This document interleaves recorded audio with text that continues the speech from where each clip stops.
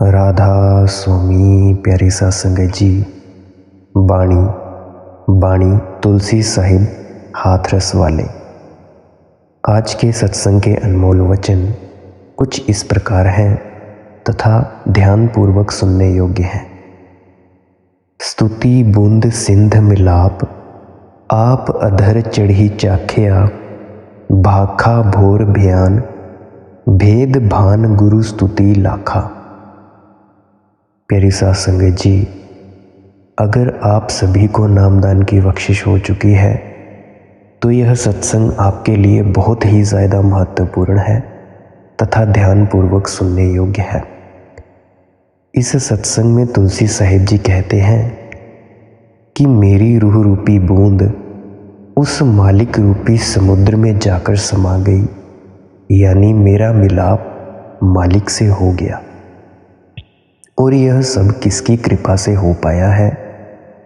फिर आगे जवाब देते हैं कि कामिल मुर्शिद की कृपा से, पूरे सतगुरु की कृपा से।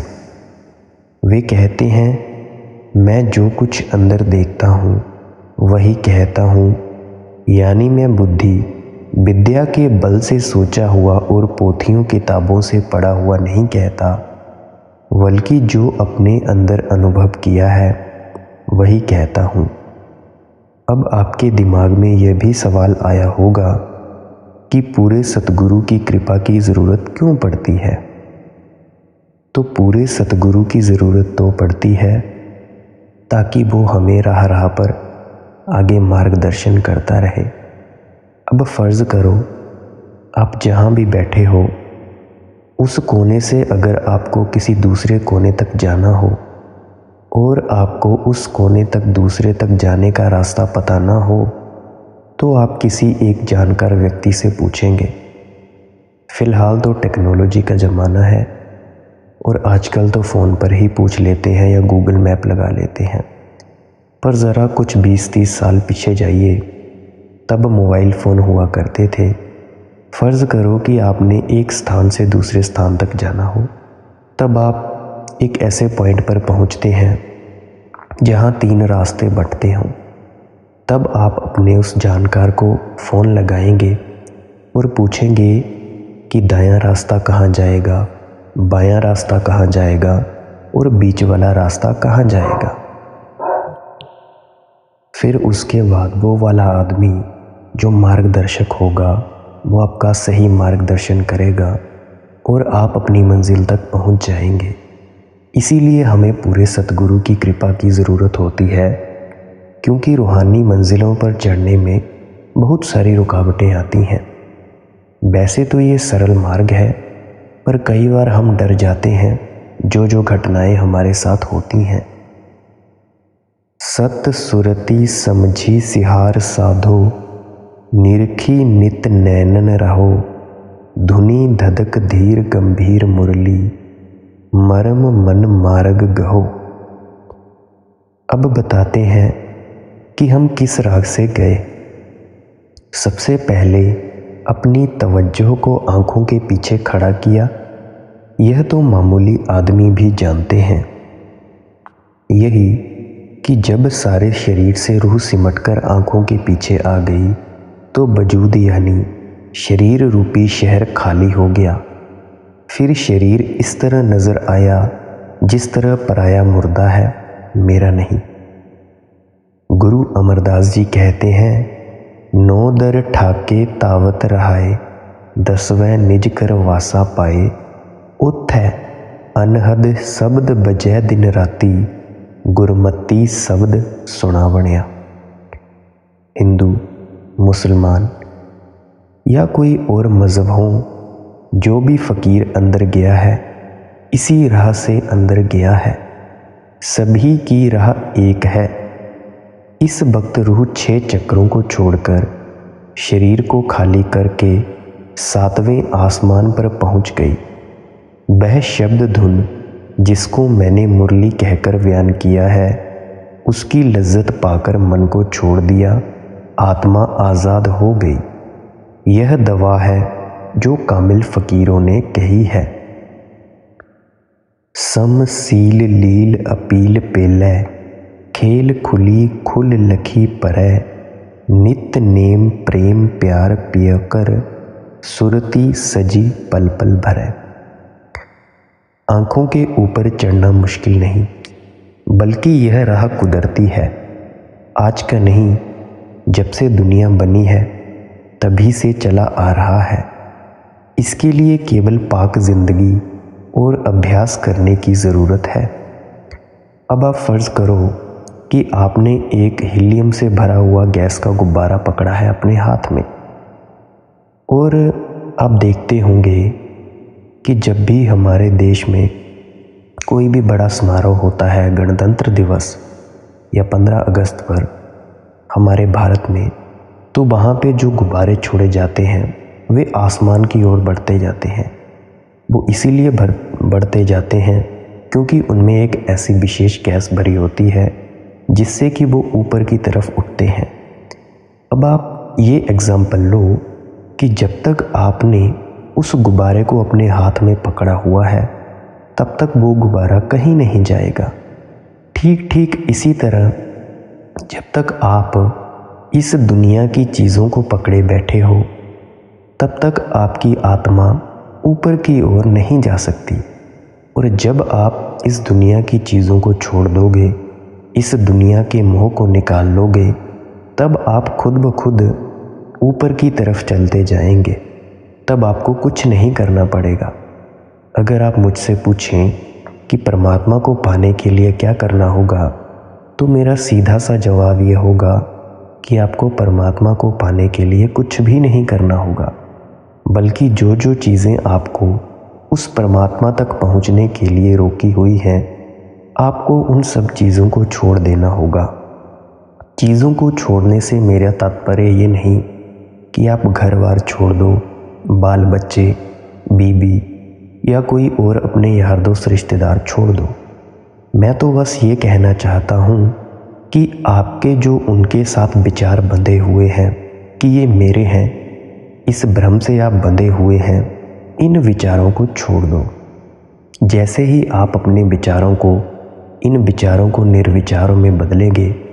निर्विचार होता है जब आपके दिमाग में कोई विचार नहीं आ रहा होता, और जब आप निर्विचार होंगे तो खुद ब खुद ही आपको परमात्मा दर्शन हो जाएंगे। परमात्मा दर्शन करने से पहले आपको खुद के दर्शन होंगे, यानी आप खुद को जान पाओगे, सेल्फ रियलाइजेशन कर पाओगे कि मैं कौन हूँ। और जब आपको पता चल जाएगा कि मैं कौन हूँ, तब आप उस परमात्मा को पहचानने के काबिल हो जाओगे और उसके दर्शन अपने अंतरस्थल में करोगे। अभी एक और एग्जाम्पल देता हूँ। मान लीजिए आपने एक ईंट पकड़ी है और अब आप चाहते हो कि वो ईंट आपके हाथ से निकलकर ज़मीन पर चली जाए, और आप पूरी दुनिया में मारे फिरते रहो, सभी से ये पूछते रहो कि ये ईंट नीचे ज़मीन पर कैसे जाएगी। तो आपको बड़े सारे एग्जाम्पल्स मिलेंगे। कोई कहेगा कि ये करो, कोई कहेगा वो करो, कि ईंट का ज़मीन पर गिरना अच्छा रहता है, ये होता है। पर अगर आप ध्यान से सोचो कि अगर आपको ईंट ज़मीन पर गिरानी हो तो आपको सिर्फ उस ईंट को छोड़ना पड़ेगा। जैसे ही आप उस ईंट पे से अपनी पकड़ को ढीला करोगे और छोड़ दोगे तो आपका हाथ खुद ब खुद खाली हो जाएगा और बाकी काम ग्रेविटेशनल फोर्स खुद ब खुद कर देगी। कहने का भाव ये है कि जैसे ही आप भजन सिमरन में बैठते हो, वैसे ही आपको अपने विचारों को छोड़ देना होगा। जो भी विचार आएंगे आपके दिमाग में, वो आएंगे और उन्हें जाने देना। अगर कोई अच्छा विचार आए तो आपने यह नहीं सोचना है कि ये अच्छा है, इसको मैं पकड़ लेता हूँ या लेती हूँ, और ये बुरा है, इसको आने नहीं देना है। अगर आप ये सब करोगे तब आप ठीक से भजन सिमरन नहीं कर रहे हो, और इसका मतलब ये होता है कि आप अपने ही पॉजिटिव विचारों की ताकतों से नेगेटिव विचारों को भिड़ा रहे हो। ऐसा समझ लो कि जैसे आपके दो हाथ हैं, मेरे दो हाथ हैं। अगर मैं अपना बायां हाथ दाएं से भिड़ा दूं तो इसमें से कौन जीतेगा? जीतेगा तो वैसे कोई भी नहीं, जीतूंगा तो मैं ही। पर इसमें होगा क्या कि ये जो मेरी शक्ति व्यय होगी, फालतू में इसका डिस्चार्ज होगा, तो इससे मैं क्षीण होता जाऊंगा और इससे कोई भी अर्थ निकलने वाला नहीं। तो इसी प्रकार से विचार महज विचार है। जो भी विचार है, चाहे वो अच्छा है चाहे वो बुरा है, अगर आप अपने विचारों को आने दोगे और जाने दोगे, तब आप अपने विचारों से मुक्त हो पाओगे। अभी एक और उदाहरण लेता हूँ। आपको भजन सिमरन में बड़ी ज़्यादा दिक्कत होती होगी कि जैसे ही आप बैठते हैं तब विचार बहुत आते हैं। तो इसका सीधा सा सलूशन ये है, एक कहानी सुनाता हूँ। एक बार क्या हुआ, महात्मा बुद्ध अपने प्रिय जो शिष्य था आनंद के साथ घूम रहे थे। एक गांव से निकले तो कुछ देर बाद महात्मा बुद्ध को थकान महसूस हुई, तो उन्होंने आनंद से कहा कि मुझे पानी चाहिए। जो पीछे हम नदी देखकर आए हैं, नदी गुजारी है हमने, वहाँ से पानी लेकर आओ, तब तक मैं यहाँ विश्राम कर लेता हूँ। तो क्या हुआ, वो उनका शिष्य आनंद गया। तो जैसे ही वो उस नदी के पास गया तो वहाँ से अभी 1-2 मिनट ही हुए होंगे तो कोई राहगीर गुजरे थे। एक रथ गुजरा, जिससे क्या हुआ कि उस नदी के पानी के तल पर जो मिट्टी धूल कण जो भी है वो ऊपर आ गए। और जैसे ही उसके धूल कण ऊपर आए तो नदी का जितना भी पानी था वो गंदा जैसा प्रतीत होने लगा। अब आप देखते होंगे कि एक ठहरा हुआ तालाब, उसका पानी कितना साफ होता है, और जैसे ही बाढ़ वगैरह आती है तो उसमें मिट्टी की मात्रा ज़्यादा होने के कारण वो कितना गंदा प्रतीत होता है। ठीक ठीक उस आनंद शिष्य को भी प्रतीत हुआ होगा। तो उसने पानी न भर कर वो वापस लौट आया महात्मा बुद्ध के पास। वो महात्मा बुद्ध से कहने लगा कि महात्मा बुद्ध जी, वो जो पानी था नदी का वो तो बड़ा गंदा है, वो पीने योग्य नहीं है, तथा आप ऐसा करें कि मैं आपको कहीं और से पानी का प्रबंध कर देता हूँ और मैं वहाँ से पानी ले आता हूँ। तब महात्मा बुद्ध ने कहा कि प्रिय शिष्य, मुझे सिर्फ उसी नदी का पानी पीना है। तब उनके शिष्य ने कहा कि ये क्या बात हुई, पहले तो कभी हमारे गुरु ऐसी जिद करते नहीं थे और आज जो जिद कर रहे हैं। उनके शिष्य ने फिर कहा कि प्रिय भगवान, मैं आपको कहीं और से पानी ले आता हूँ तथा मैं अभी चलता हूँ। तो महात्मा बुद्ध ने फिर उससे कहा कि प्रिय, मुझे सिर्फ उसी नदी का पानी पीना है, तो कृपया करके मुझे उसी नदी से पानी लेकर आओ। खैर, गुरु और शिष्य का रिश्ता था, प्रेम होने के कारण वो शिष्य फिर से गया। नदी कुछ ही 20-25 मिनट की दूरी पर होगी। अब जैसे 20 मिनट उसे आने को लगे और 20 मिनट उसे और जाने को लगे, तो हुआ क्या, जैसे ही उनका शिष्य आगे गया तो उसने देखा कि नदी के कुछ कण हल्के हल्के से नीचे बैठ गए थे। तो उसने सोचा कि जब तक ये को कण बैठेंगे तब मैं और इंतज़ार कर लेता हूँ। उस शिष्य ने क्या किया, वो नदी के किनारे बैठ गया। वो पानी को देखने लगा। जैसे जैसे वो पानी को देखता गया, धीरे धीरे जो नदी का बहाव है वो जाता गया, और जो भी धूल कण ऊपर की ओर उठे थे वो सभी बैठ गए। और जैसे ही बैठ गए, पानी साफ हो गया।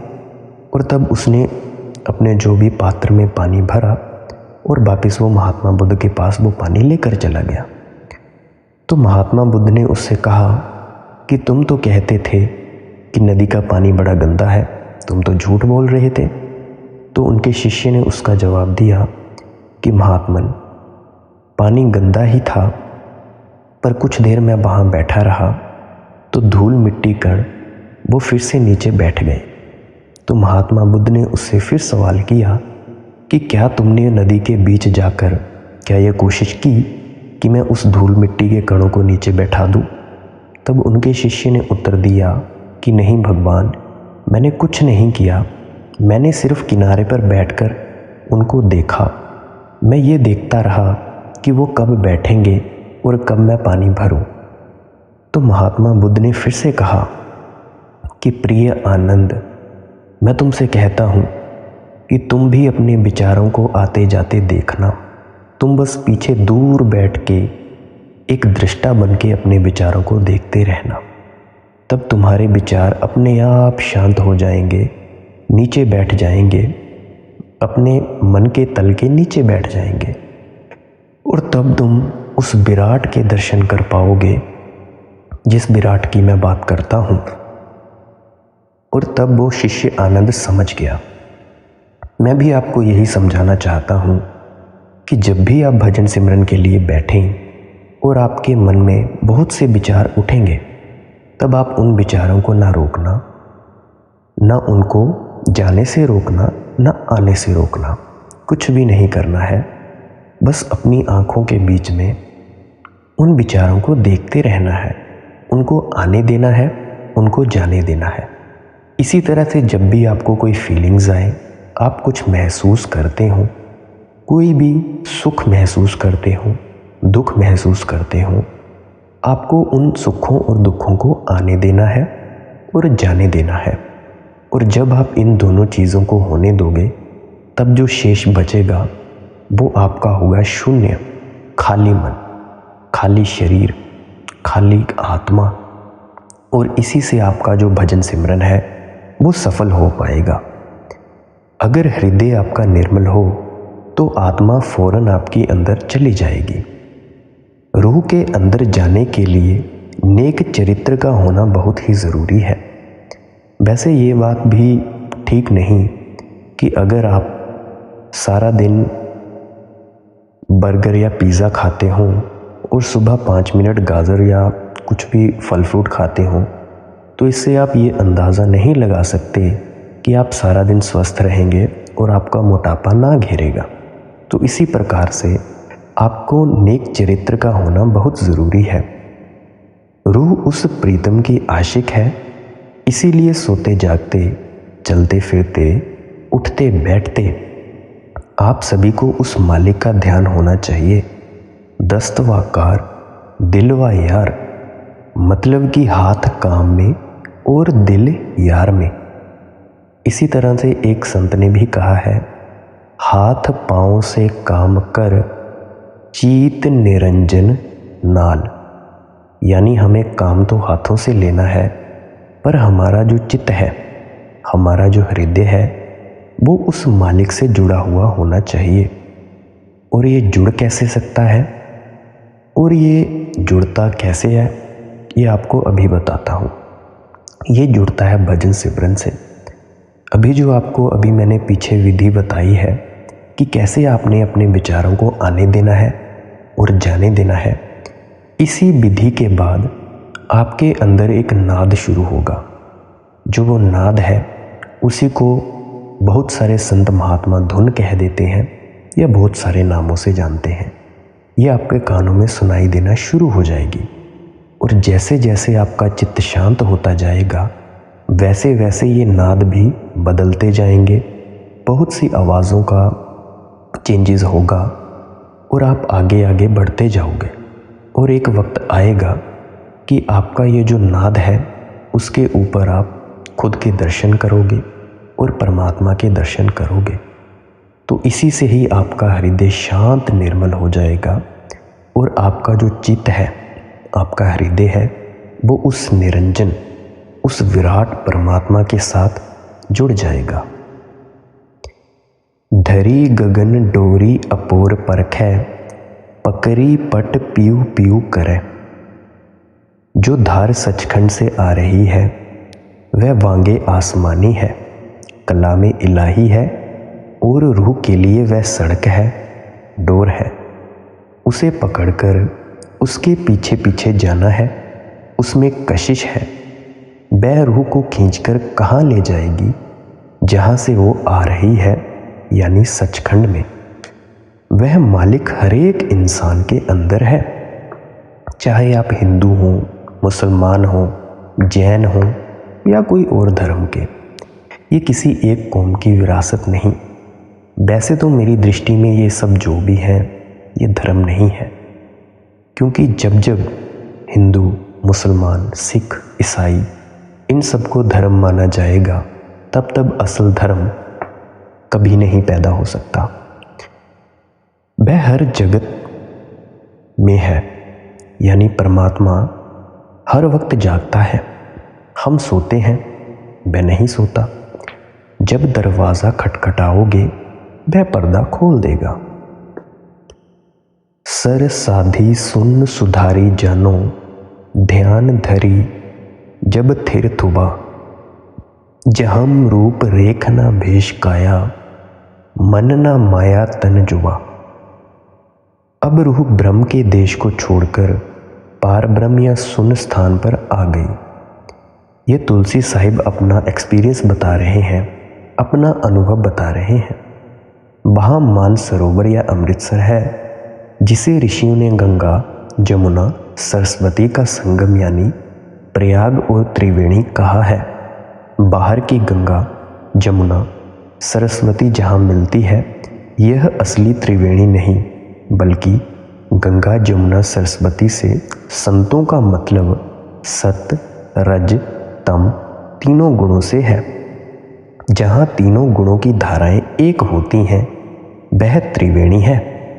इसमें स्नान करने से 5 तत्व, 25 प्रकृतियाँ, 3 गुण, स्थूल, सूक्ष्म, कारण, तीनों शरीर, मन, माया, मतलब कि रूह के ऊपर जितने गिलाफ थे सारे उतर गए। अब आपको सत्य, रज और तम गुण को मॉडर्न लैंग्वेज से समझाने की कोशिश करूँगा। ये तीनों जो गुण हैं, एक गुण जैसे गॉड कहते हैं आपको, भगवान को गॉड कहते हैं जनरेटर, ऑपरेटर, डिस्ट्रॉयर, यानी पैदा करने वाला, पालने वाला और विध्वंस करने वाला। अभी जो आधुनिक साइंस ने जो अणु को तोड़ा है, एटम को तोड़ा है, तो उसमें से 3 चीज़ें निकलती हैं, पॉजिट्रॉन, इलेक्ट्रॉन एंड न्यूट्रॉन। और इन तीनों की विशेषताएं ये हैं कि एक पॉजिटिव होता है, एक नेगेटिव होता है, एक न्यूट्रल होता है। आपको आसान एग्जाम्पल से समझाता हूँ, उदाहरण देता हूँ। अब मान लो गाड़ी है, एक जगह गाड़ी रुकी है, इसको कहते हैं न्यूट्रॉन जो खड़ा है। और जब गाड़ी चलती है इसको आप कह सकते हैं पॉजिट्रॉन, पॉजिटिव।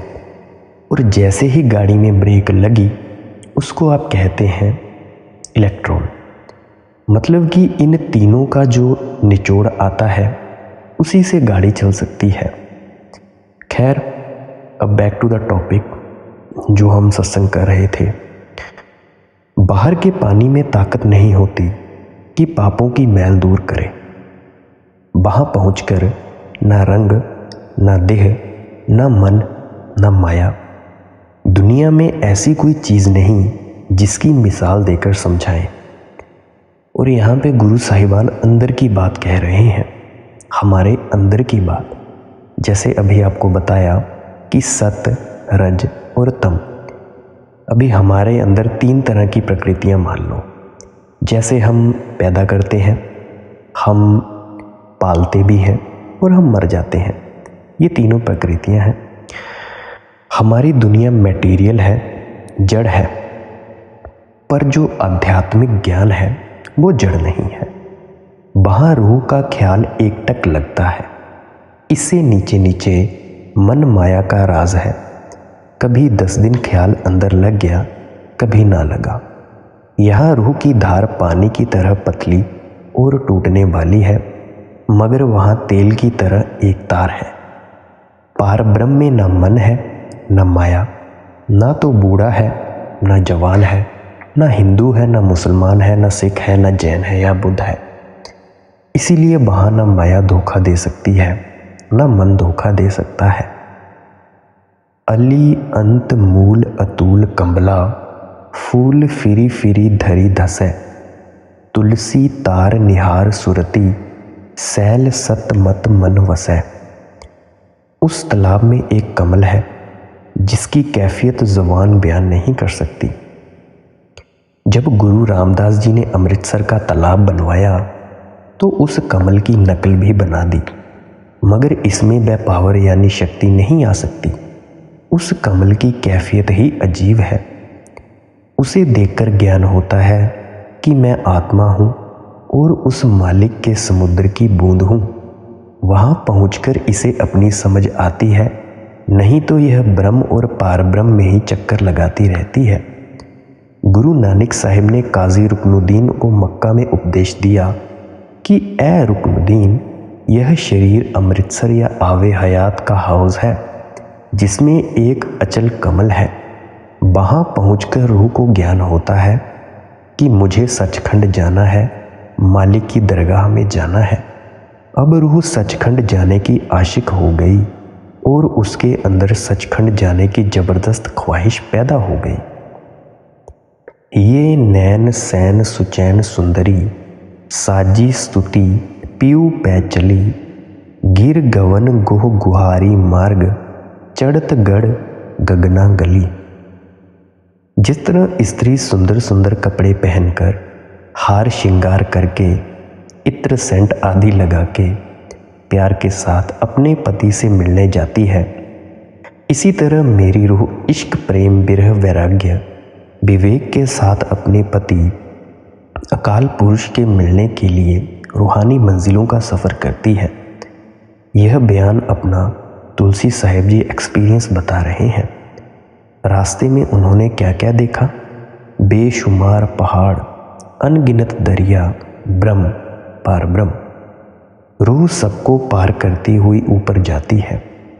इसी मजमून पर मौलाना रूम कहते हैं, चुम शबी मरहम कुशाइम बातु लब, ताबिबीनी आफतावे नीम शब। अगर तू आधी रात को सूरज देखता है तो मेरे साथ बात कर, अगर नहीं देखता तो मुझे ज़रूरत नहीं कि मैं तेरे साथ बात करूं। सूरज किसके अंदर चढ़ता है? आप फरमाते हैं, जुज़ रवाने पाक ऊरा शरक ने, दर तलुवश रोज़ो शब रा फ़र्क ने। यह हालत पवित्र रूहों में प्रकट होती है।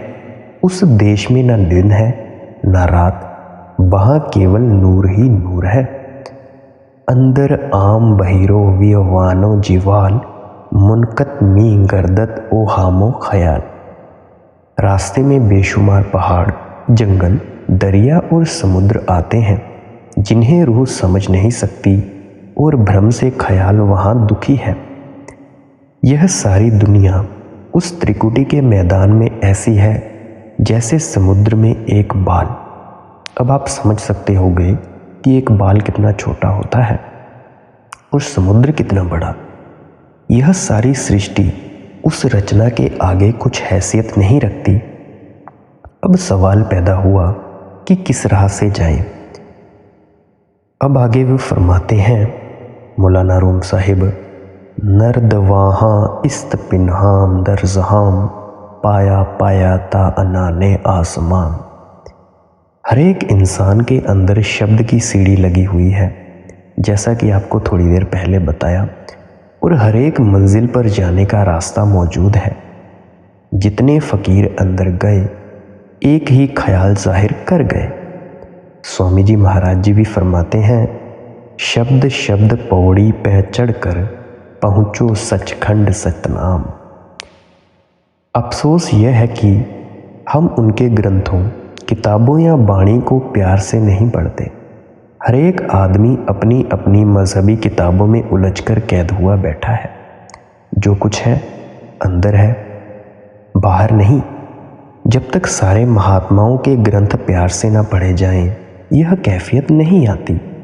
अब मेरा मतलब ये नहीं कि आप पूरी उम्र पढ़ने पढ़ाने के चक्करों में अपनी उम्र बर्बाद कर दो और आपका अंत समय निकट आ जाए और तब आपको समझ आए कि हाय, मैंने इतनी ज़िंदगी बर्बाद कर दी। इसीलिए मैं तुमसे कहता हूँ कि किसी कामिल मुर्शिद को ढूंढो और उसे पाओ। ये बात उन सभी सत्संगियों के लिए कह रहा हूँ जिनको नामदान की बख्शिश नहीं हुई है या कोई खोजी है। जहम ताल तट पट पार प्रीतम, परसी पद आगे अली, घट घोर सोर सिहार सुनी के, सिंध सलिता जस मिली। कहते हैं इस तरह शोक और प्रेम के साथ मेरी रूह ब्रह्म और पार ब्रह्म से होकर तालाब की सैर करके सचखंड में पहुंच गई, मालिक में लवलीन हो गई। सलिता कहते हैं नदी को। जिस तरह नदी जंगलों, पहाड़ों, मैदानों को चीरती हुई समुद्र की गोद में जाकर आराम करती है, इसी तरह मेरी रूह भी उस मालिक की गोद में जाकर आराम करती है। ये सब कैफियत तुलसी साहिब जी अपने ग्रंथों में बयान करते हैं। आगे लिखा है उन्होंने, जब ठाट घाट वैराट कीन्हा, मीन जल कमला कली, अली अंश सिंध सिहार अपना, खलक लखी सुपना छली। वे फरमाते हैं जब तक मेरी रूह त्रिलोकी में थी, यानी ब्रह्मा पार ब्रह्मा तक गई थी, मैं समझता था कि विराट ही सब कुछ है। जो कुछ है सो यही है, इससे परे और कुछ नहीं। मैं इस पर इस तरह आशिक था जिस तरह भंवरा फूल पर और मछली पानी पर। अब जब रूह ने सचखंड का समुद्र देखा तो पता लगा कि यह सारा संसार सपना है, यानी इसे नाश हो जाना है, ये सब फना है। मगर यह समझ धुरधाम पहुंचकर आई। गुरु नानक साहिब जी, तुलसी साहिब जी, शम्स तबरेज जी और कई महात्मा यही कहते चले आए हैं। अस सार पार सम्हारी सुरती, समझी जग जुग जुग चली, गुरु ज्ञान ध्यान प्रमाण पद बिन, भटकी तुलसी भो मिली। तुलसी साहिब जी फरमाते हैं, जब मैं उस कुल मालिक के देश में पहुंच गया तब मुझे पता लगा कि यह शरीर काम क्रोध के हाथों जलता चला गया है और जलता ही जाएगा। जब तक हम इस देश में हैं कोई शांति नहीं। साथ संगत जी, मैं आपका ध्यान इस ओर आकर्षित करना चाहता हूँ कि ये जो काम, क्रोध, लोभ, मोह, अहंकार हैं, जिनसे ये सारी दुनिया नफरत करना सिखाती है कि इनसे भागो, इनसे बचो, ये बेकार हैं, तो आपको ठीक ठीक बताना चाहूँगा कि ये सब ऊर्जाओं के रूप हैं। जिस तरह से बिजली एक है और बिजली से चलने वाले संसाधन अलग अलग हैं, अप्लायंसेस अलग अलग हैं, जैसे फ्रिज, टीवी, वॉशिंग मशीन या और भी कई सारे साधन। तो जब आप इन सभी को इस्तेमाल करते हो तो इन सभी का इस्तेमाल अलग अलग है, पर बिजली तो एक है। अभी अगर आप अपनी मिसयूज़ करोगे, हीटर लगाओगे, अभी सर्दियों का टाइम है, हीटर लगाओगे और लगा के ही छोड़ दोगे, तो अगर उस हीटर ने आपकी चद्दर जला दी या कुछ भी जला दिया तो इसमें हीटर का क्या कोई नुकसान है? अब आप समझ ही होंगे मैं किस ओर इशारा कर रहा हूँ। ये जो काम, क्रोध, लोभ, मोह, अहंकार हैं, ये हमारी ही ऊर्जाओं के रूप हैं। और अगर आप इन ऊर्जाओं को समझोगे नहीं और इनको देखोगे नहीं, निरीक्षण नहीं करोगे, तब तक आप इन सब से मुक्त नहीं हो पाओगे। जैसे अंधेरा है, अगर आप अंधेरे को समझेंगे नहीं, अपनी ज्योति को जलाकर अंधेरे को जहाँ जहाँ लेके जाएंगे अंधेरे की तरफ, वहाँ वहाँ आपको अंधेरा नहीं दिखाई देगा। ठीक ठीक उसी प्रकार से जैसे ही आपके अंदर काम आया, क्रोध आया, लोभ आया, अहंकार या मोह आया, आप ठीक ठीक उसे देखो और पहचानो कि ये है क्या। और जिस दिन आप इन सब जितनी भी ऊर्जाओं को जान जाओगे, उस दिन आप इसका अच्छे से इस्तेमाल करना जान जाओगे। अब आप सोचो कि बहुत सालों पहले आग नहीं थी, और जब जब जंगलों में आग लगती थी बिजली कूदने की वजह से, तब तब हम सोचते थे कि आग बड़ी बुरी चीज़ है। और जिस दिन हमें आग को जलाने की कीमिया समझ ली और हमने आग को कंट्रोल कर लिया, तब से आग हमारी दुश्मन नहीं मित्र बन गई है।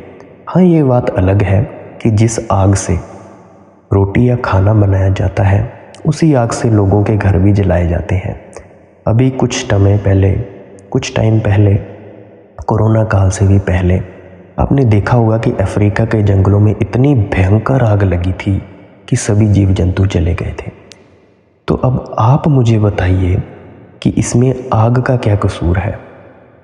आप खुद सोचो, जो आग खाना बनाने के लिए इस्तेमाल होती है उसी आग से लोगों के घर जलाए जाते हैं। इन जीव जंतुओं के घर जैसे जंगल आदि जल गए। तब अब आपको करीब करीब समझ आ ही गया होगा कि ये जो काम, क्रोध, लोभ, मोह, अहंकार जैसी ऊर्जाएं हैं, इनका परिवर्तन ही असली अध्यात्म है। हमने इनको परिवर्तित करना है, इनको चेंज करना है, इनकी दिशा को बदलना है। जो ऊर्जा इनके ज़रिए आपकी व्यर्थ जा रही थी उसी ऊर्जा को आपने परिवर्तन कर देना है। अली अधर धार निहारी निज कै, निकरी शिखर चढ़ावी जहम गगन गंगा सुरती जमुना जतन धार बहावे। अली कहते हैं सखी को यानी रूह को।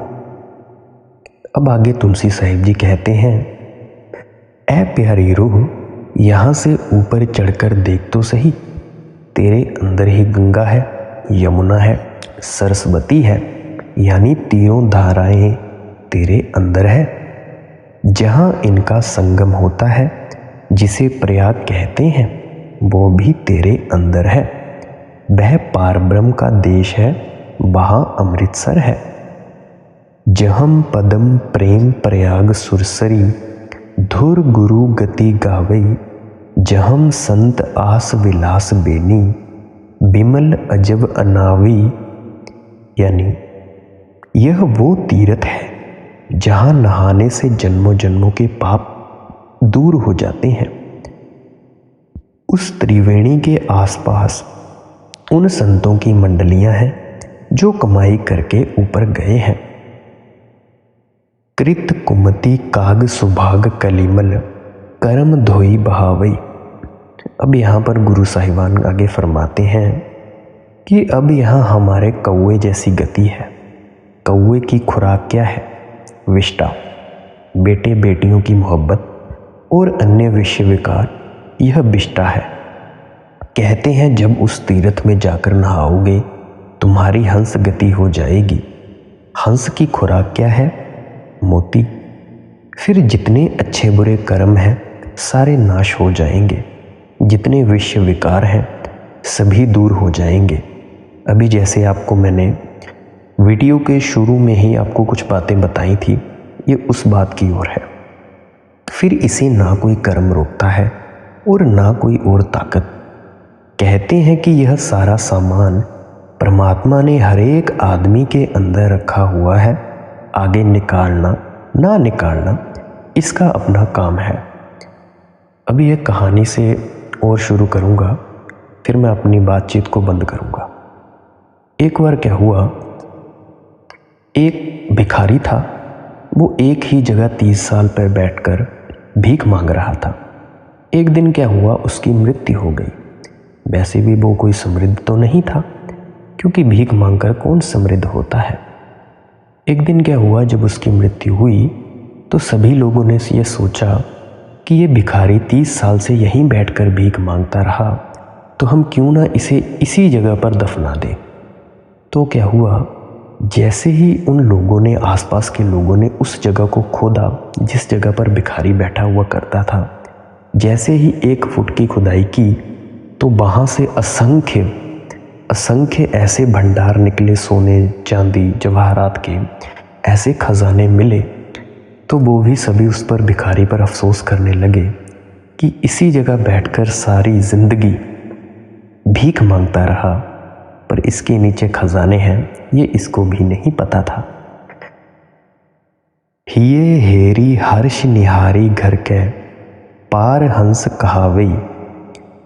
अब उसी मजमून को दोहराते हुए कहते हैं कि यहाँ कौवे की गति है और वहाँ पहुँचकर इसकी हंस की गति हो जाएगी। मिली तूल मूल अतुल स्वामी, धाम अविचल वसी रही। अब रूह सतलोक सतनाम के देश में पहुंच गई। ओम तक सृष्टि प्रलय में ढह जाती है और सोहंग तक महाप्रलय में ढह जाती है, मगर वो देश लाफानी है। वहाँ ना तो प्रलय होती है ना महाप्रलय होती है, यानी वो स्थान शून्य है जहाँ कुछ भी नहीं होता। अली आदि अंत विचारी पद को, तुलसी तब पिव की भई। कहते हैं रूह वहीं चली गई जहाँ से आई थी। वहाँ जानकर रूह सुहागिन होती है, यानी वहाँ जाकर रूह और मालिक एक हो जाते हैं। यह संतों का मत है। बस इतना ही काफ़ी है। प्यारे साथ संगत जी, मेरे वचनों को तब तक मत मानना जब तक तुम जानो ना, और जब आप प्रैक्टिकल कर लो मेरी इन बातों को, सिर्फ तभी जानना और मानना। पहले जानो फिर मानो। बाकी मैं यही आशा करता हूँ कि जो भी समझाने की कोशिश कर रहा था करीब करीब समझा पाया हूँ। मेरे वचनों को बड़े प्रेम से सुनने के लिए धन्यवाद। राधा स्वामी जी।